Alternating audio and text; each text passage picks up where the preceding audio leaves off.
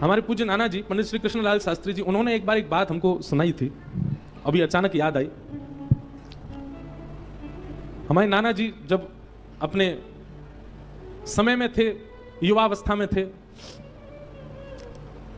तो आपने गांव के किसी व्यक्ति से कुछ कर्जा लिया, धन लिया।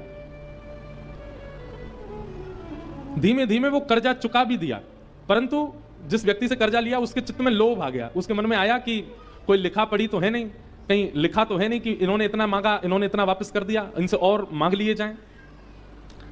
उस व्यक्ति ने पूरे नगर में ऐसा हल्ला कर दिया कि इन्होंने अभी तक मेरा पैसा वापस लौटाया नहीं है, और मैं हठपूर्वक, मैं जबरदस्ती, मैं कैसे भी करके इस स्थिति तक इन्होंने पैसा नहीं दिया तो मैं इनसे हठपूर्वक ले लूंगा। नाना जी सबको बोले भैया मैंने दे दिया है, वो बात हमसे गलती हो गई, हमने कहीं लिखा पढ़ी नहीं करी है। नाना जी के द्वारा सुनाई गई घटना बता रहे हैं आपको।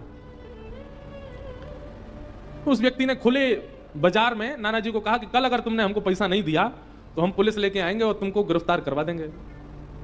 हमारे घर में, नाना जी के घर में सब लोग बड़े विचलित हो गए, बोले अब क्या करें, ये तो कल आ जाएगा, और हटीला व्यक्ति आ ही जाएगा।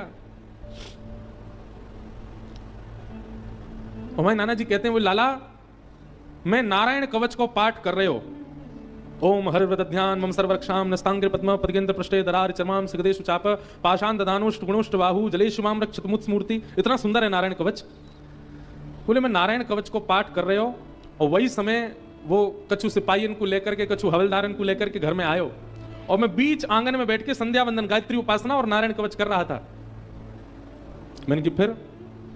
नाना जी कह रहे वास्तव में घर के सब लोग तो मैंने खेत पे भेज दिए, मैंने कि कोई दिक्कत होगी आप सब चले जाओ, मैं अकेले घर पे बैठा हूं अपनी संध्या वंदन कर रहे हो। वो लाला मैं सांची बता रहा हूं, पूरे घर में घूमते रहे सबरे सिपाही और वो व्यक्ति, वाकई सामने बैठा हूं मैं, फिर भी मुंह को देख नहीं पा रहे हो।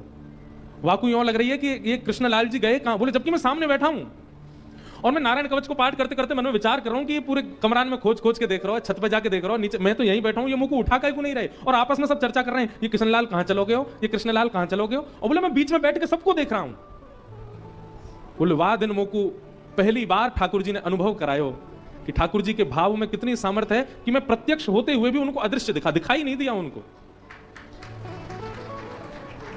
नाना जी बोले वादना के बाद मैंने ठाकुर जी को कभी प्रणाम करके बस एक ही बात कही है, ठाकुर जी मेरे काजे आपको इतना श्रम करने की आवश्यकता नहीं है, अब जीवन में जो भी घटना घटेगी हम सब स्वीकार करेंगे, हमें विश्वास हो गया कि आप संग ही हो। ऐसा अनुभव नाना जी को हुआ अपने युवावस्था में, और इसी कथा को सुना करके हमको नारायण कवच याद कराया नाना जी ने, इसको याद कर लो, इसमें बड़ी सामर्थ्य है।